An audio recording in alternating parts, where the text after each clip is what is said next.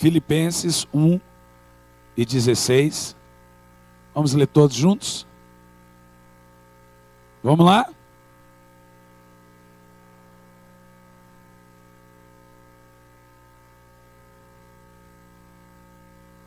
Porque fui colocado em defesa do Evangelho.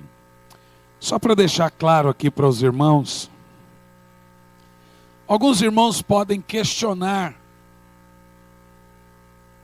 E normalmente quando você ouve uma mensagem como essa, por exemplo, Paulo citou aqui a parte da mensagem que eu citei justamente na igreja, que fui tirado de cima do altar, que é Salmo 5:5, que Deus odeia pecadores.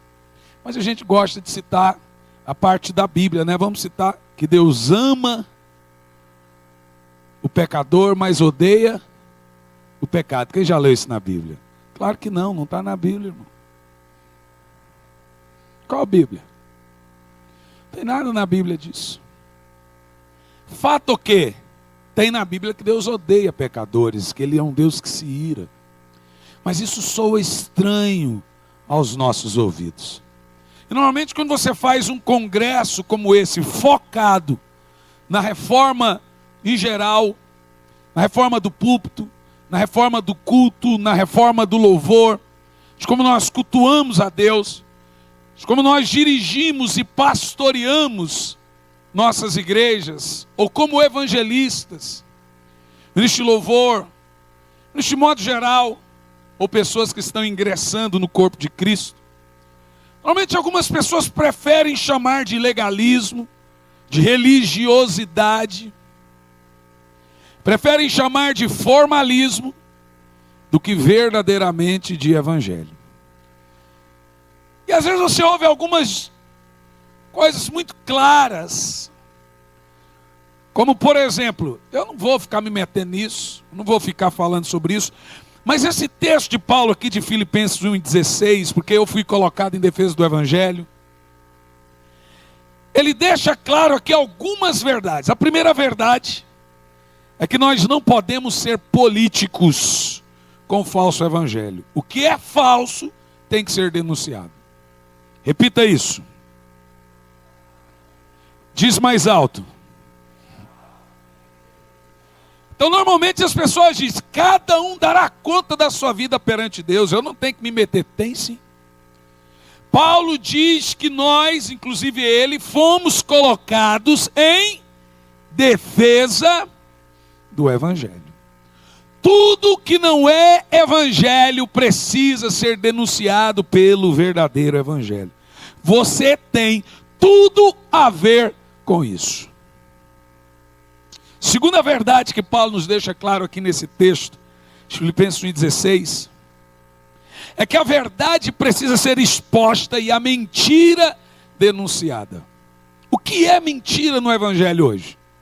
Então normalmente a gente costuma ver coisas que não é Evangelho, a gente prefere se calar, com a desculpa de sermos políticos. Recentemente eu questionei um irmão, porque ele foi cantar no evento do Papa, e isso criou proporções que eu não queria que tivesse criado. Na realidade eu mandei para ele uma mensagem em secreto no DM do Twitter. Nós somos ainda amigos há muitos anos. E eu falei assim, irmão, não vai. E aí eu ouvi da boca desse irmão que o avivamento vai vir pelos católicos.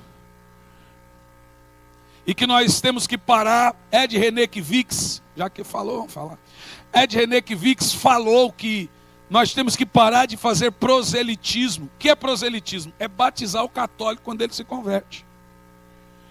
Porque o catolicismo é o mesmo Cristo, é o mesmo Evangelho, e temos que parar de fazer esse proselitismo. E aí, irmãos, eu estou numa cidade que mais de 80% é católico, eu sei como que funciona você ganhar um católico para Jesus e batizá-lo.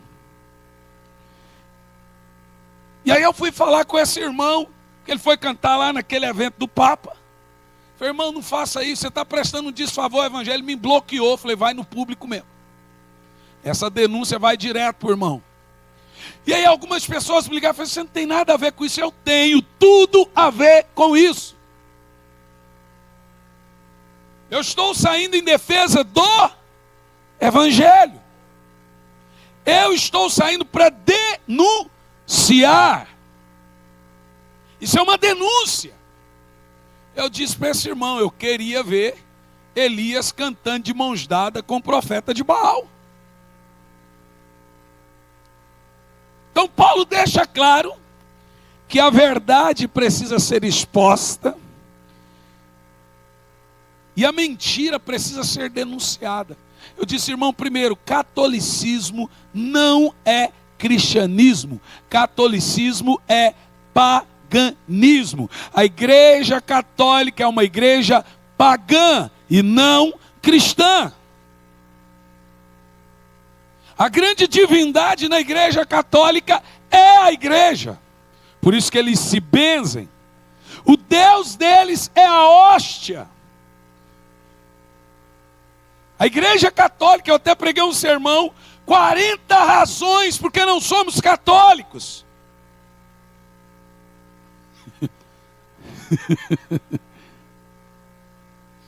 A igreja católica, a qual nós nem deveríamos falar de igreja, a palavra eclésia é seríssima, não é uma igreja cristã. Se você anda cortejando com esse paganismo, você está indo para o inferno.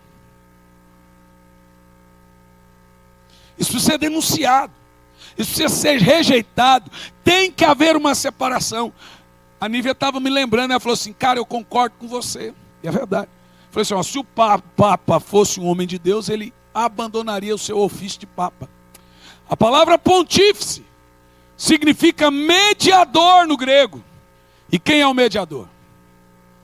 Há um só Deus, um só mediador entre Deus e os homens, Jesus Cristo homem. A palavra é pontífice. Até preguei um outro sermão, Jesus o sumo pontífice da igreja, o Espírito Santo o vigário. A palavra vigário, vigaris filhos dei é, vigário de Deus é substituto do Filho de Deus. Olha que absurdo, irmão. É isso que nós chamamos de blasfêmia. Um homem que se intitula o pontífice, o mediador, que pode perdoar pecados. O outro, e nesse mesmo título, ele é os dois, ele é o Espírito Santo e o Filho. Porque ele também se intitula Vigaris Filhos Dei, substituto do Filho de Deus, que esse papel é do Espírito Santo. E o que eu vejo é pessoas cortejando o catolicismo. Aí eu estava pregando numa cidade, e uma irmã disse, pastor, como é que ganha um católico? Com denúncia. Não é fazendo média. Normalmente, quando você chega num católico, você fala, poxa, que legal, os padres estão cantando nossas músicas, e você pensa que agradando eles, você vai convertê-los. Não vai.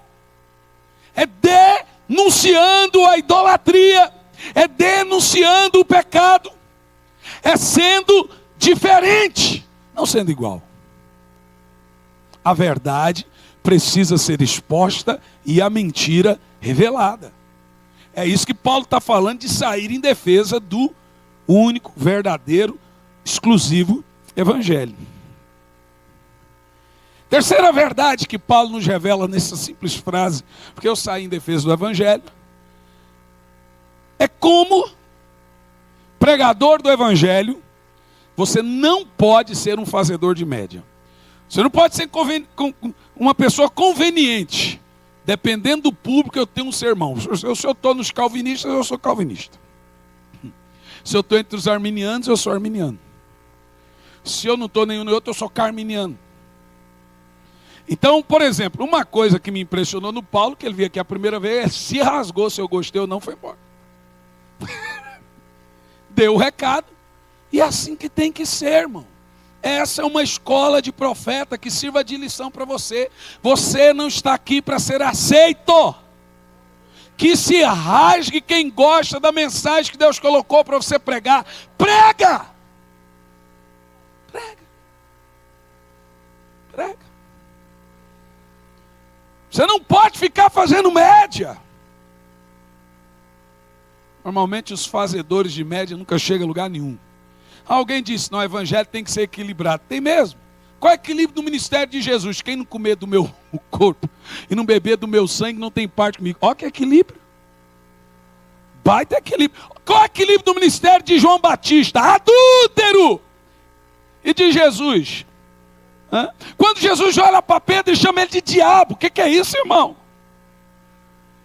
Se tem uma coisa que não existe no Evangelho, é equilíbrio. O Evangelho é completamente desequilibrado. Teve uma irmã que procurou uma de nossas ovelhas lá em Campo Largo e disse: se a ovelha daquele pastor lá, ele é meio fora da casinha, não é não? Ela falou: ele é completamente fora da casinha. Eu achei um mais fora da casinha aqui, ó. Isso me traz um consolo. É verdade, irmão. O meu apelido é Cavaleiro Amarelo do Apocalipse. Então, dentro dessa introdução do que Paulo está deixando claro que é sair em defesa do Evangelho, primeiro, que é o que você tem ouvido aqui da boca de Hernandes Dias Lopes, de uma maneira mais comedida, falou as mesmas coisas que Paulo, do jeitinho dele, né? Mas as mesmas coisas. Porém, nós estamos aprendendo que é isso, denúncia. Denunciar o que não é evangelho. Nós não podemos cortejar. Então o camarada fala assim: eu vou chupar um picolé de kiwi com Jesus. Eu falo, meu esposo, ai, mas pastor, irmão, pelo amor de Deus, irmão, vai lá, vê se os anjos fazem isso, você vai fazer? Mas eu tenho livre acesso. Tenta. Eu tenho muito temor dessa. O evangelho, inclusive, hoje já virou até comédia, stand-up. Então já passou de um outro ponto que agora ele também é engraçado. Então você ouve por aí pessoas dizendo que Deus tem senso de humor. Até acredito que ele tenha. Então eu ouvi um pregador dizendo que Jesus estava no Getsemane, e quando chegaram até ele, disse: quem procuras? Aí o camarada olhou e falou assim: não, eu procuro um, fulano. Falei: ó, quem procuras? Fala que Jesus no Getsemane estava com senso de humor. Que isso? Suando sangue, bebendo o cálice da ira de Deus. Falei: pai, se possível, passa de mim esse cálice. Isso é senso de humor? Qual é a graça nisso, irmãos? Eu não vejo motivo de celebração. Eu não vejo motivo de festa. As pessoas estão indo para o inferno, as pessoas estão em pecado e nós estamos fazendo festa. Nós estamos rindo. Tratar o pecador com meios carnais é a mesma coisa de tratar um paciente em estado terminal de câncer com aspirina. Eles não são vítimas, eles são culpados. Eles não estão indo para o hospital, eles estão indo para o inferno. Eles estão a passos largos para o inferno e eles precisam saber disso. E essas coisas, com muito amor e carinho, é o que eu falei hoje. Lei é a porta estreita. Amém? E graça é a porta estreita aberta. A lei mudou a porta estreita? Mudou. Lei é a porta estreita e graça é a porta estreita aberta. A porta é estreita, mas ainda está aberta. Então as mentiras do evangelho moderno são elas. Primeira, todos os pecados são iguais perante Deus. Mentira. Não é não, pastor? Não, mas a gente já aprendeu que não tem pecadinho, não tem pecadão. Todos os pecados são iguais perante Deus. Então se eu estou mentindo, você que matou pecou igual eu? Mentira. Teologicamente isso é mentira. De Jesus a Pilatos, em João 19:11, aquele que me entregou a ti é culpado de um pecado maior. 1 João 5,16, a Bíblia fala dos pecados que são para a morte, os outros não são. Lucas 12:47, julgamentos mais severos que outros. Tiago 3:1, maior rigor no julgamento dos que ensinam, dos pregadores. Mateus 11:20-24, maior punição.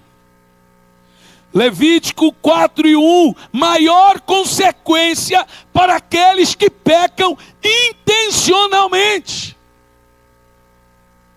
Mateus 18:6, grande punição para abusos de criança. Mateus 10:15, julgamento duplo para as pessoas religiosas e que têm justiça própria, e julgamento duplo para pecadores conscientes. Para quem tem justiça própria, o julgamento é duplo. Vocês estão bem? O pastor Samuel disse, cara, pega leve agora. O povo já está em crise. Que bom, irmão. For God é isso. Eu quero que você passe mal. Nós não chegamos ao ponto dos sermões de Jonathan Edwards que as pessoas morriam. Jonathan Edwards pregava e as pessoas infartavam. Você já imaginou chegar esse dia de tanta santidade na igreja que as pessoas começam a passar mal? A santidade traz temor e o temor mata pecadores. Em tempo de avivamento, o pecador morre. Ananias e Safira morreu porque havia avivamento naquela igreja. As pessoas não morrem hoje por seus pecados porque a igreja não tem tanta santidade assim. Eu me incluo nisso. Lucas 12:48. Aquele, porém, que não soube a vontade do seu Senhor e fez coisas dignas de reprovação, levará poucos açoites. Aí, ó. Mas aquele que muito foi dado, muito será exigido. E aquele que em muito se confia, muito lhe pedirão.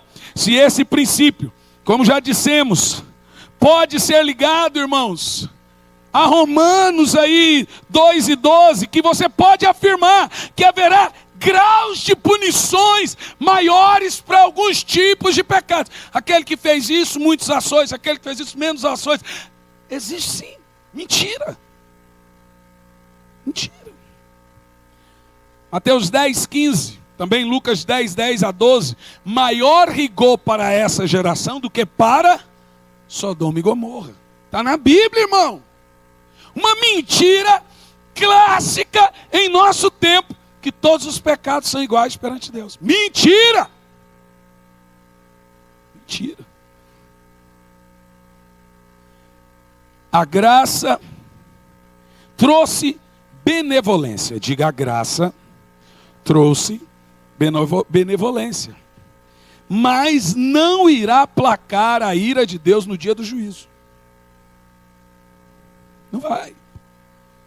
A graça só funciona enquanto a porta da graça está aberta. Quando ela fechar, acabou-se a graça. Segunda mentira. Posso fazer o que eu quiser. Só pedir perdão depois. Que câncer desgraçado. Mentira. Posso fazer o que eu quiser, que o sangue de Jesus me purifica de todo pecado. Irmão, ficou pior que católico. Está pior. Só diz, basta pedir perdão. Mentira. O sangue de Jesus não é provisão para que você continue na prática do pecado. Quando você usa a graça de Deus desse jeito, a Bíblia chama de hipocrisia, e os hipócritas vão para o inferno, e libertinagem. Hebreus 10:26, o sangue de Jesus nos fala que a graça, ou o sangue do Senhor mesmo, não é um aerosol. É assim que... Não, pequei, estou limpo. Ó, é assim que a gente está tratando o sangue de Jesus, não pode. Aleluia. Não premedite o erro. Diga para o irmão. Afaste-se das pessoas que te influenciam ao pecado. Elas não estão fazendo bem na sua salvação. Não está fazendo bem para a sua vida espiritual, você não pode andar. Amém?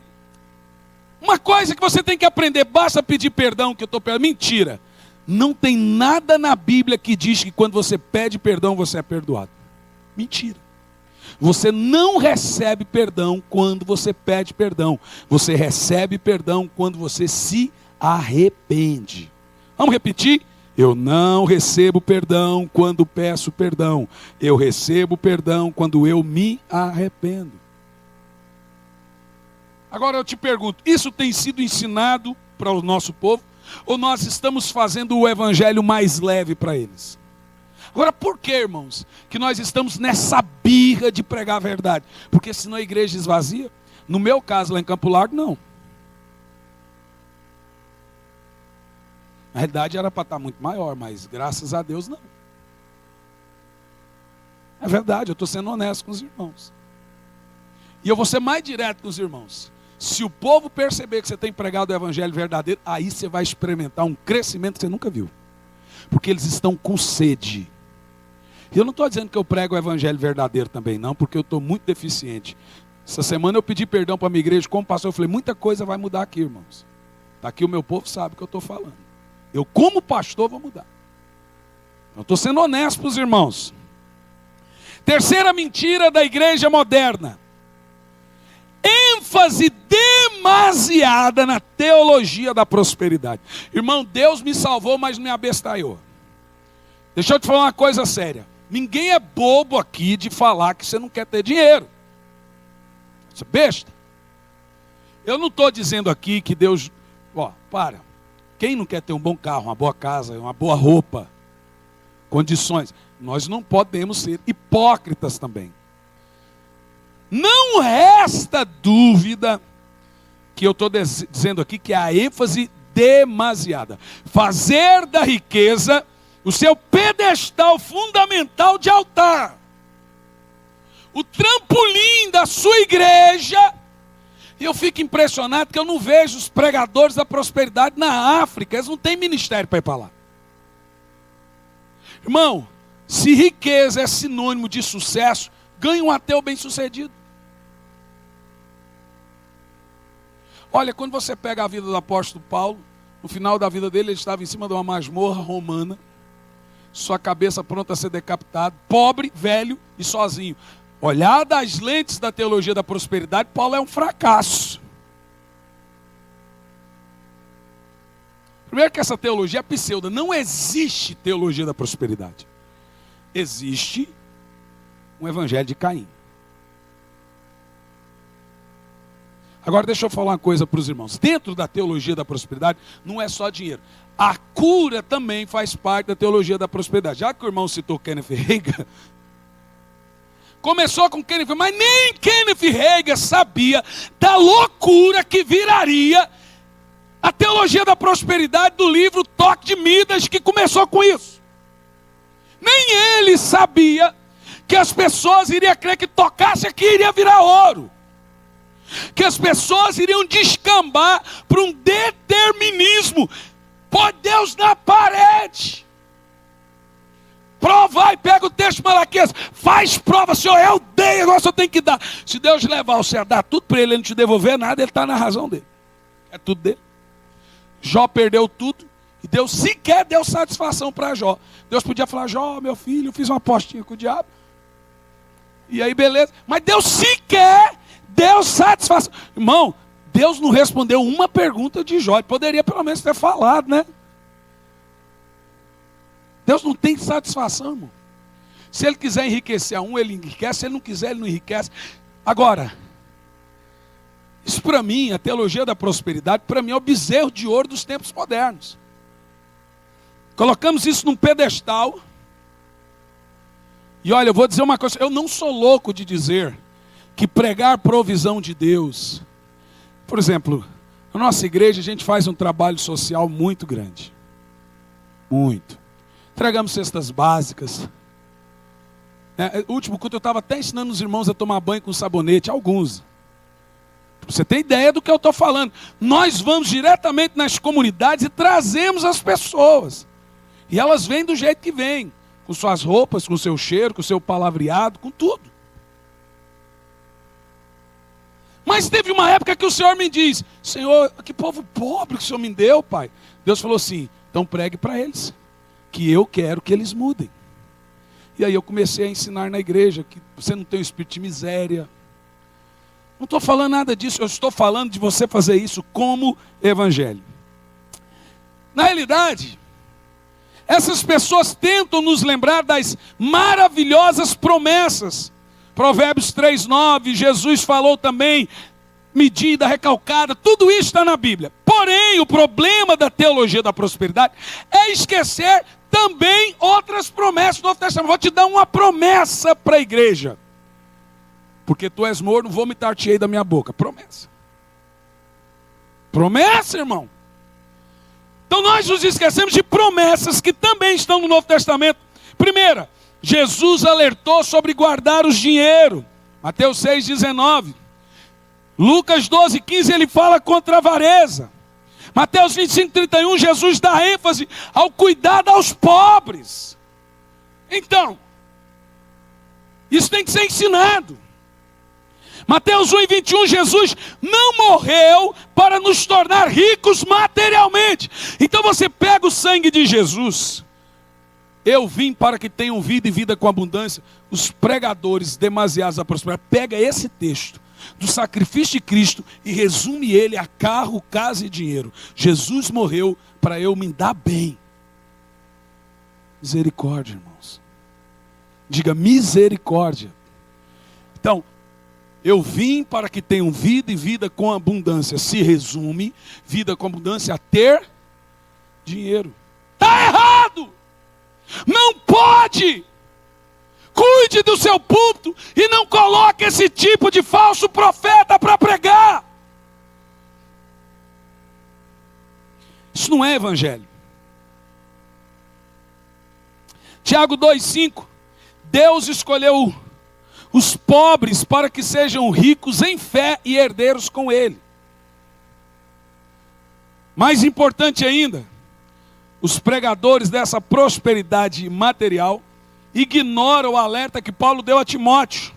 1 Timóteo 6, 9 e 11. Ora, os que querem ficar ricos caem em tentação e cilada, e em muitas concupiscências insensatas e perniciosas, as quais afogam os homens na ruína e perdição. Porque o amor do dinheiro é a raiz de todos os males. O camarada fala, mas a Bíblia diz que não é o dinheiro, é o amor. Mas olha o texto anterior. Os que querem ficar ricos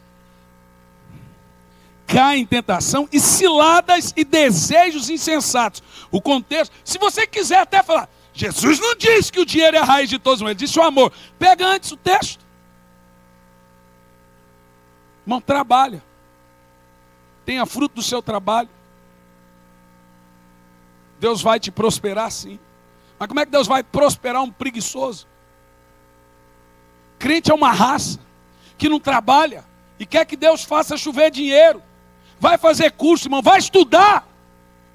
Ô raça! Ignorante, analfabeto, não sabe falar e fica questionando a Deus porque está passando fome. Vai estudar. Ah, pastor, mas tem ignorante analfabeto que Deus prosperou. É trabalhador. Duvido que Deus prospera preguiçoso. Eu não conheço. Eu conheço gente analfabeto que ficou rico. Vai ver que hora que ele acorda. É trabalhador.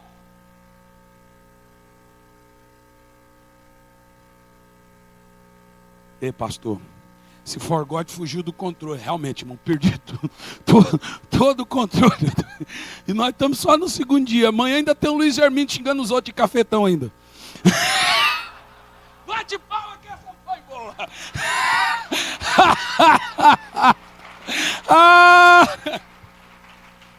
Eu sou fã daquele cabecinho de lagartixa, gente. Se a gente não pode tietar, eu tieto meus amigos, viu? Veja, eu fiz uma pergunta aqui hoje de manhã, será que vale a pena fazer de novo? Quem aqui tem o melhor carro da cidade? Levanta a mão. O melhor carro da cidade, onde você mora? Levanta a mão. Quem aqui tem a melhor casa da cidade onde você mora? Quem aqui tem o melhor salário da cidade onde você mora? Ninguém? Então nós estamos tudo endemoniados. Porque a Bíblia diz, se quiseres e me ouvires, comereis o melhor dessa terra. Como é que você explica agora? Está todo mundo aqui surdo, endemoniado. Está tudo errado. Será que é realmente isso que o Senhor está dizendo? É uma promessa para a nação de Israel peregrina, que só vivia em tendas. E a gente pega isso e quer roubá-las para nós. E os nossos tempos hoje são tempos da graça. O Senhor vai te abençoar sim, eu creio nisso. Na nossa igreja a gente tem tido provisões na vida de irmãos, empregos. Eu não sou ignorante, irmão. Eu estou falando ênfase demasiada.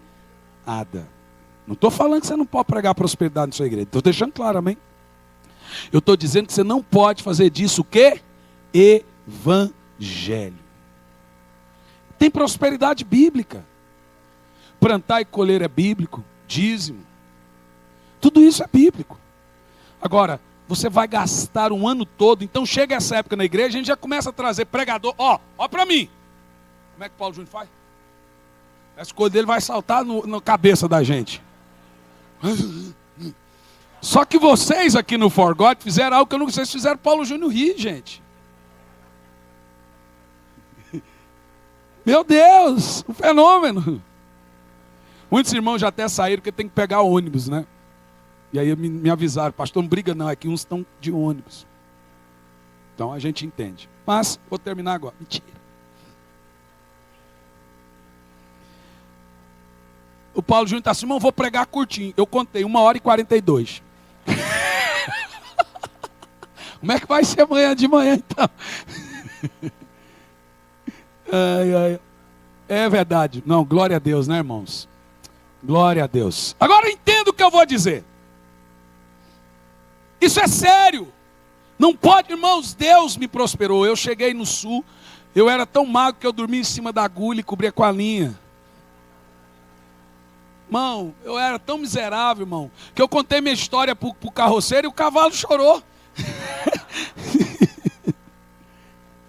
Não resta dúvida que eu não posso chutar essa bênção de Deus.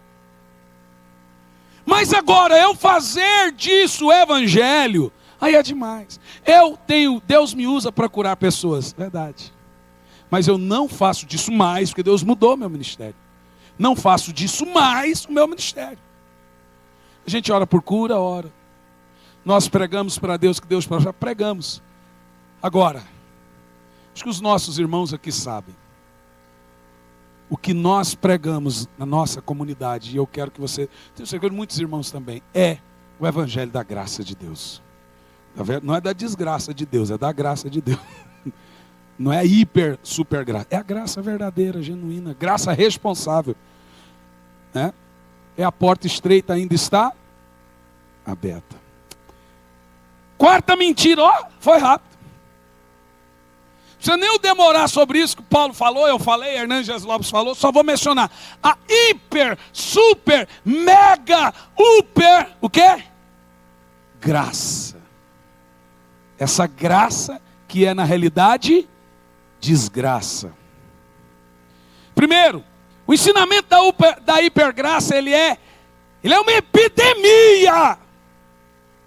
Normalmente quem usa a graça de Deus para se desculpar do pecado é quem mais precisa dela. Normalmente quem gosta de usar esse argumento é quem está em pecado. Então os pregadores, para esconderem suas vidas impiedosas, pregam esse evangelho manso e sem vergonha da desgraça, quer dizer, hipergraça. Né? Segundo, esta imerecida liberdade da hipergraça, se não for atacada e estipada, ela vai se espalhar por gerações e nós vamos ter uma geração de ateus praticantes. Mas é demais. É demais. Ateus praticantes. Quem é um ateu praticante? É crer em Deus, mas ter um estilo de vida como se ele não existisse. Isso é um ateu praticante. Crer em Deus, mas ter um estilo de vida como se ele não existisse. Terceiro, é triste dizer, mas é verdade que muitos pregadores dessa graça barata vivem em pecado e ficam aliviando a sua consciência. Quarto, prega sobre um Deus que não julgará a sua conduta. Hipergraça é uma visão exagerada da graça de Deus. O que devemos fazer? Devemos honestamente lidar com os ensinamentos de todos os pregadores, incluindo o meu. Você pode chegar a qualquer irmão da comunidade Alcance Campo Largo, você vê que eles estão autorizados. Se esse pastor aqui pregar uma mensagem não bíblica, o que eles fazem lá? Vai, fala aí. Levanta a mão. Não é isso, irmãos? Estão autorizados. E aí, pastor, você é louco? Louco por quê? Se eu estou fora da Bíblia, eu nem tenho que estar lá, ué. Agora, para eles fazerem isso, eles também têm que estar tem que também conhecer a Bíblia. Qual é o problema de fazer isso? Esse é o famoso, os irmãos de Bereia. Os bereanos colocaram até Paulo à prova. Pera aí, vamos ver se o seu ensinamento está aqui, meu irmão. Não é Paulo, pode ser quem for. Se até um anjo descer. Aqui, ó, vai cá, vamos ver se o que você está pregando está na Bíblia. Para aí. Não importa quem é. Então às vezes a gente ama tanto homem que a gente ouve cegamente. Não tem não, irmão. É a Bíblia que você obedece cegamente. Se esse homem prega a Bíblia cega, verdadeira, então ouça. Se não, corra. Quinta mentira do evangelho moderno. É o quinto mesmo. Qual é o primeiro? Todos os pecados são iguais perante Deus. E ó, mais meia hora. Qual é o segundo? Posso fazer o que eu quiser, só pedir perdão. O terceiro, ênfase demasiada na teologia da prosperidade, triunfalismo. Quarto, hipergraça. A graça cobre tudo. Se graça cobrir alguma coisa, é lei. Que cobre é lei. Graça justifica ou não faz. Que cobrir é lei. A lei cuidava do pecado e a graça cuida do pecador. Graça não cobre nada. Graça justifica. Não, mas a graça cobre. Não cobre. A lei cobria. A graça tira. Ela justifica completamente. Quem está entendendo? Quinta mentira do evangelho moderno. Devemos pregar mais o amor de Deus e não o inferno. Mentira. Jesus falou mais sobre o inferno que sobre o céu. Eu preguei uma mensagem, o inferno é necessário. No mesmo dia que eu preguei essa mensagem, um camarada se levantou da cadeira de roda e andou. Eu estava em Redenção no Pará e falei assim, você quer aceitar Jesus? Ele de pé, andando, ele falou, não. Ele falou, tá vendo que o inferno é necessário, irmão? Isso aqui, ó. É por causa disso aqui, ó. O cara está andando e fala que não quer Jesus. Por isso que o inferno é necessário. Meu filho, desce daqui antes que eu te ponha na cadeira de novo com um bicudão. Ah, dá vontade, irmão. Pelo amor, o cara está andando. 20 e poucos anos que não andava, está andando. Falei, meu filho, agora você quer entregar a sua vida a Jesus? Hoje não. Dá vontade de pôr ele paralítico de novo. Pelo amor de Deus. Por isso que o inferno é necessário. Diga, o sangue de Jesus tem poder. Irmãos, pregar só o amor de Deus vai fazer o pecador se amar ainda mais. Primeiro você tem que entender, pecador não é vítima. É o quê? Culpado. Ele tem que entender que ele está indo para o inferno. Então como é que você chega no pecador e apresenta só a graça de Deus para ele? Primeiro você apresenta a lei. O que é a lei? Inferno existe. Tem punições. Você vai para o inferno se você não aceitar Jesus, se salva, se arrependa. Tudo isso é lei. Depois que ele entende que a casa caiu para ele, ele entra em crise e fala, o que eu tenho que fazer para ser salvo? Aí você vem com a graça. Aí você vem com amor. Sim, mas você não precisa ir para o inferno. Só se arrepender, Jesus te ama. Ele morreu por você. É sério, eu vou para o inferno e agora eu já não vou mais. É.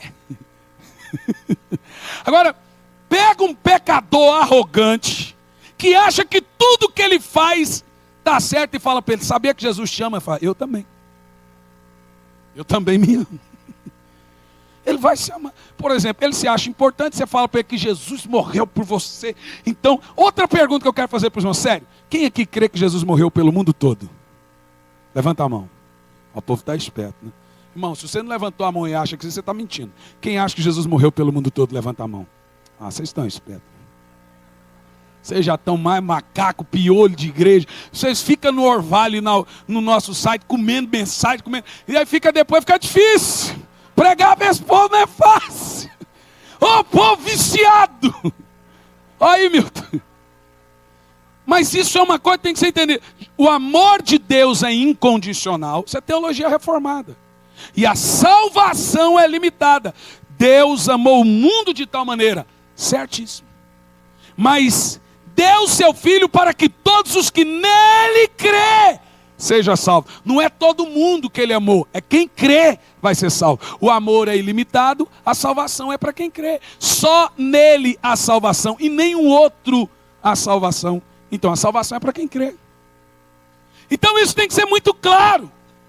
E é através dessa verdade que você vai dizer, meu filho, você é budista, você vai para o inferno. Meu filho, você é católico, você vai para o inferno. Meu filho, mas católico vai para o inferno, o católico serve Jesus.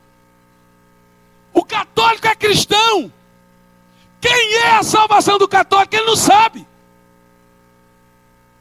Eles precisam saber que eles têm que abandonar seus ídolos, suas mentiras, seu paganismo e confessar Jesus Cristo como o único, verdadeiro e suficiente Salvador da sua alma.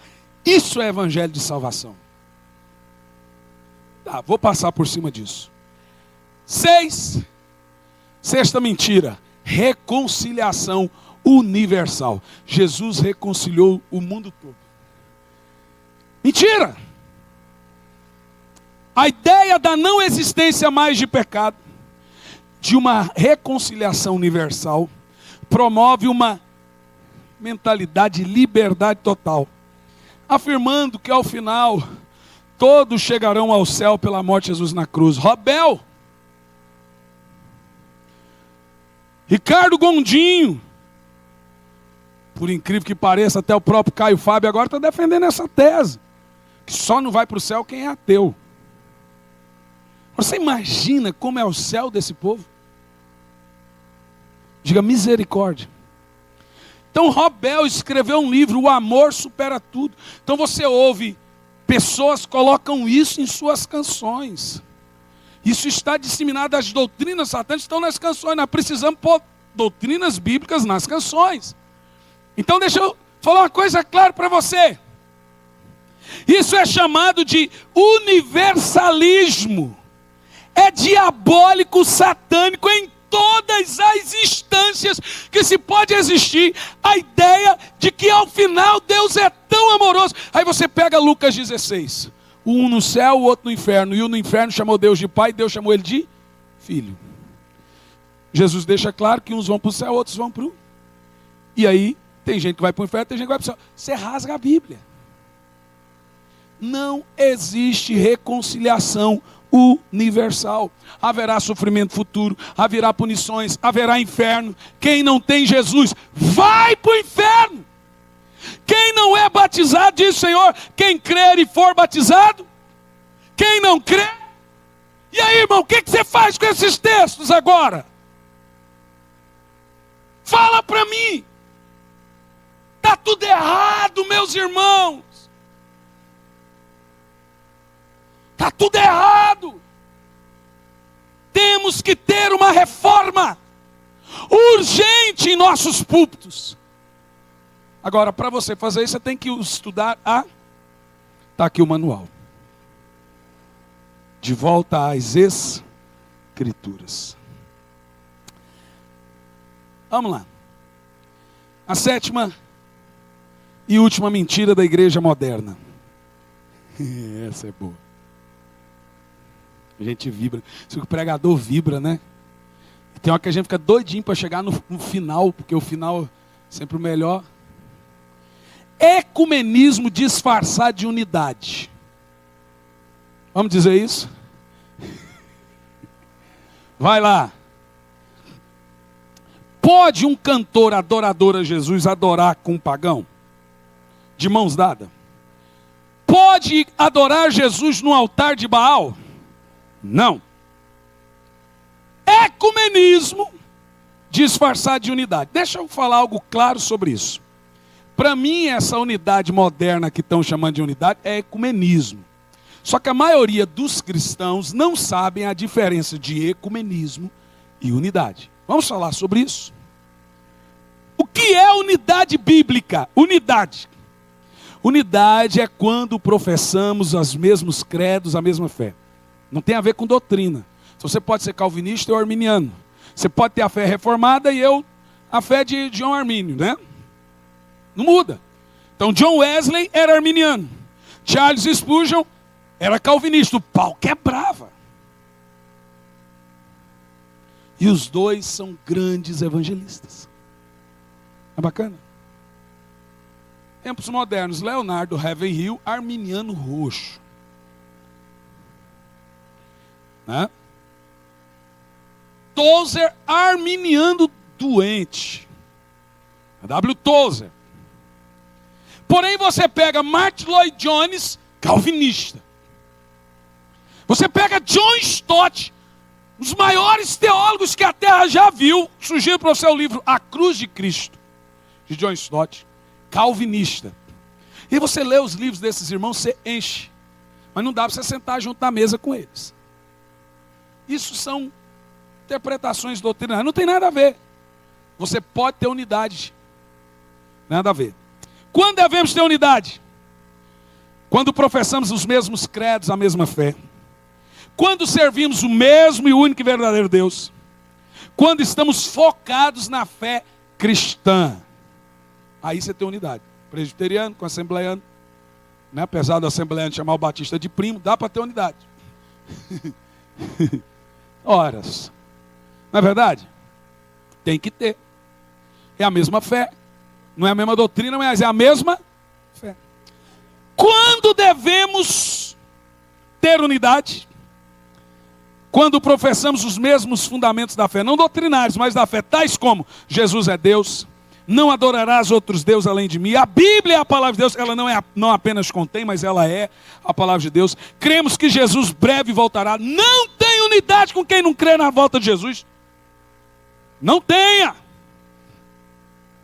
Cremos na existência de céu e inferno.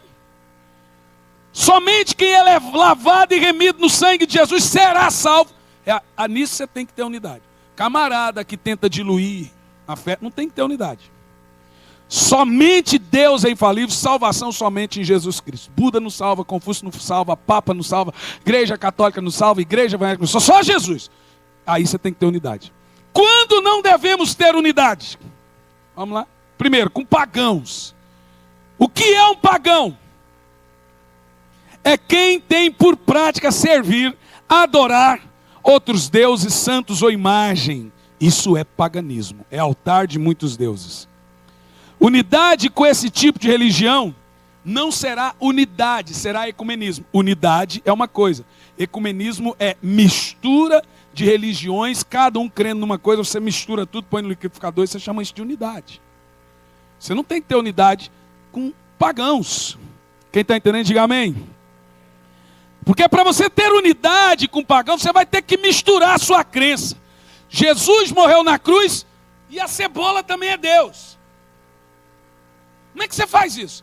A vaca é um Deus e Jesus é Deus. Então você nivela o cristianismo por baixo. Meu Deus. Olha a que ponto o evangelho está. De pastor pegar. Vocês sabem. Se fosse o Paulo Júnior, falava. Não estou nesse nível ainda. De pastor pegar um monte de outros, com cada um com credo, pai de santo, bruxo, macumbeiro, hindu, cada um com um copo de água, apresentar para o alto, jogar numa jarra, depois devolver nos copos e beberem. A quem que eles oraram agora? Agora uma pergunta. A quem foi dirigida essa oração? Pastor de igrejas pentecostais. Pastores, irmãos, eu não participo dessa ceia. Eu não me assento nessa ceia. Não vou fazer isso não. Não vou. Para quê? Para quê? Isso é ecumenismo satânico, diabólico. Segundo, com quem você não deve ter unidade? Com hereges. Paulo fala assim, ao herege, depois de uma ou duas correções, abandone-o. Irmão, não pode ter unidade com herege. Ele é um câncer. Você não transforma herege. É mais fácil ele desvirtuar você. Com quem nós não devemos ter unidade? Ai, dor. Com mundanos. Não se assenta em roda. Estou falando unidade. Unidade é diferente de ter comunhão, sentar com a família, comer, jantar. Agora, unidade é participar da mesa, participar ali do banquete espiritual, ter alianças. Agora, você tem família que é pagão, você tem parente, como é que você não vai comer, não vai visitar?